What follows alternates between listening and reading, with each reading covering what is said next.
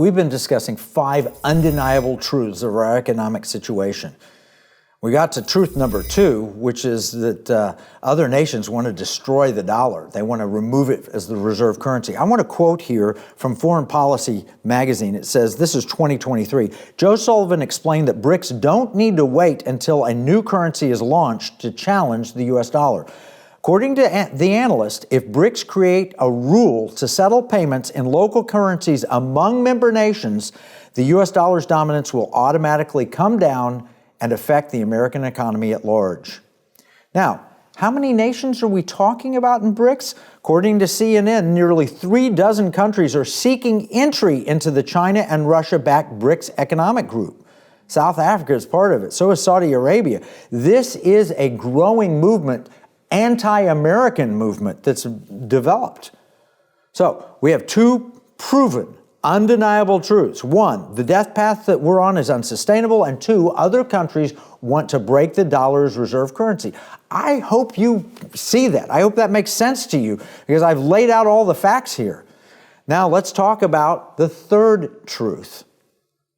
The 3rd truth is inflation and the Cantillon effect create a wealth gap that hurts the poor and will eventually lead to destabilization of our country.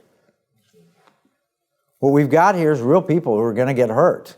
If we lose the reserve currency status, which happens because of our massive debt, point number 1, undeniable truth, and undeniable truth number 2 is other nations are trying to tear down our currency, and we lose the reserve currency, we're going to see major inflationary pressures. Do you think, well, how would that impact us?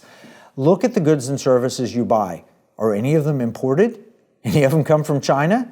Well, guess what? They will suddenly become drastically more expensive if the dollar comes under pressure. And here at home, we'll have problems too, because interest rates will go up from those inflationary pressures. We saw interest rates rise because inflation rose just a couple of years ago. Now my question is, if we're producing $35 trillion of debt now, on our way to $135 trillion by the year 2050, who's going to buy all that debt? Who will buy it?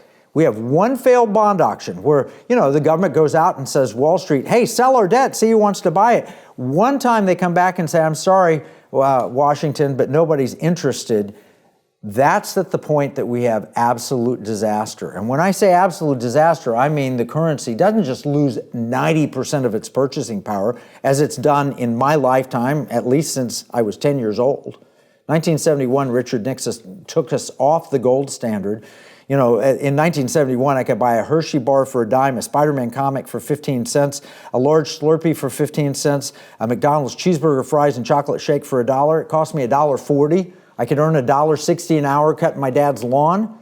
I'd put two dimes in the collection plate and spend $1.40. You know what that basket of teenage dream? $20. $20 to buy the Hershey bar and the McDonald's meal and the comic and all that. $20. That's how much inflation has hurt us. But what happens if we go into a hyperinflation?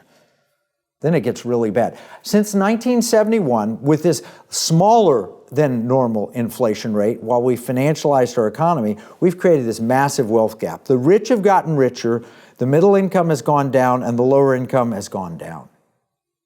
This is financial instability.